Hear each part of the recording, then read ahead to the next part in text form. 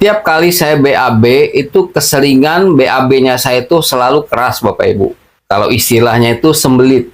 BAB keras ini bisa memicu sakit ambeien atau wasir karena ada gesekan ya dari tinja itu, dan juga ada tekanan di pembuluh darah anus di saat kita mengejan lebih kuat. Setelah saya baca-baca artikel, penyebab dari saya sering BAB keras itu dipengaruhi oleh faktor makanan-makanan yang setiap hari saya konsumsi. Makanan yang saya konsumsi setiap hari itu ternyata kurang akan serat gitu ya. Saya nggak pernah makan sayur, saya nggak pernah makan buah. Jadi ya kebutuhan serat di tubuh itu nggak terpenuhin. Belum lagi saya itu nggak suka minum air putih dulu Bapak Ibu. Setiap kali makan itu selalu minumannya teh manis ya, minuman bersoda dingin. Waduh, pokoknya minuman-minuman ini yang membuat tubuh saya itu ternyata kebutuhan cairannya tidak tercukupin. Sehingga menimbulkan tinja yang harusnya tinja orang normal itu lembek gitu ya. Ini jadi keras dan akhirnya menyebabkan gesekan di anus dan menimbulkan luka sehingga di saat BAB itu disertai dengan darah. Nah, jadi awal-awal saya terserang sakit ambeien atau wasir, yaitu tadi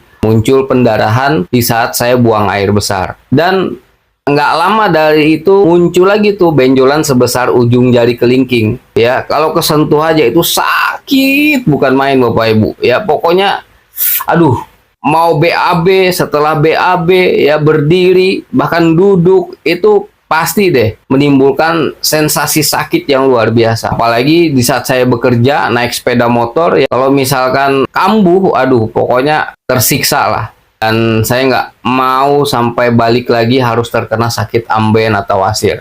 Makanya sekarang saya menjaga makanan-makanan yang masuk ke tubuh saya itu harus seimbang.